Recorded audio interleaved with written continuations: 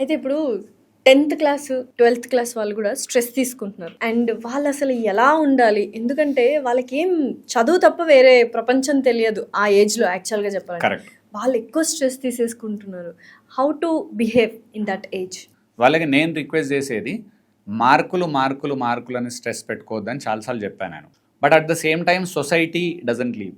Society ఖచ్చితంగా మన వెనకాల పడుతుంది మార్కులు మార్కులు అని. మార్కులు ఇంపార్టెంట్ కాదని నేను అనట్లేదు, బట్ మార్కులతోని ఇంపార్టెంట్ కొన్ని ఆస్పెక్ట్స్ ఉన్నాయి, అది అందరూ తల్లిదండ్రులు కూడా మర్చిపోతున్నారు. ఏంటవి? First of all basic we have to focus on communication skills.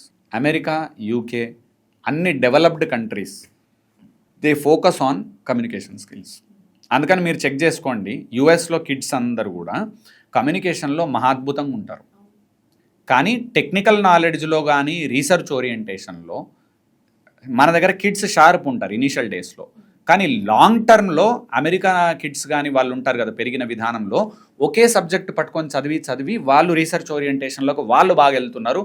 In fact మన దగ్గర నాలెడ్జ్ ఉండి మనం వెళ్ళలేకపోతే వాడి సబ్జెక్ట్ ఒకటే పట్టుకొని 20 ఏళ్ళు వెళ్తున్నాడు. మనమేమో 10 సబ్జెక్టులు పట్టుకొని ఎందులో కూడా ఏం రాకుండా jack of all king of none మనము అమెరికాలో కింగ్ ఆఫ్ వన్ తయారు చేస్తున్నారు. సో దీని అన్నిటికీ కారణం ఏంటంటే కాన్ఫిడెన్స్, కరేజ్ లెవెల్స్, మందితో మాట్లాడే విధానము, పిఆర్ స్కిల్స్. సెకండ్, ఖచ్చితంగా ఫోకస్ పెట్టండి ఇంగ్లీష్ మాట్లాడడం మీద. చాలామంది తెలుగు మీడియం అబ్బాయిలకు అమ్మాయిలకు వచ్చే మేజర్ ప్రాబ్లం సిటీ కిడ్స్తోని ఫైట్ చేయకపోవడానికి వచ్చే major issue. In spite of talent ఎక్కువ ఉన్నా కూడా వీళ్ళతోని కాంపిటీషన్లో ముందుకు రాకపోవడానికి ఉన్న ఏకైక కారణం ఇంగ్లీష్ మాట్లాడడం రాకపోవడం. రోజు ఒక స్టేట్మెంట్ నేర్చుకో. ఇక్కడ జూనియర్ ఎన్టీఆర్ను మెచ్చుకోవాలి తెలుసా, ఎనీ లాంగ్వేజ్ ధారాళంగా మాట్లాడేస్తాడు. నిజంగా బహుభాష ఎట్లొచ్చింది మరి, ఆయన అంత ఖతర్నాక్ ఎందుకు అవుతుండు? And that is how you become excellent. Practice చేస్తారు, ఇంప్లిమెంట్ చేస్తూ ఉంటారు కదా. మాట్లాడుతూ. 90% వచ్చింది, ఇంగ్లీష్ మాట్లాడరాదు. ఏం సక్సెస్ అవుతావు, ఎక్కడ సక్సెస్ అవుతావు?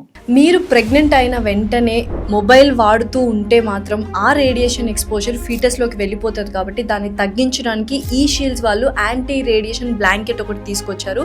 Please use it for your safety and for your baby safety.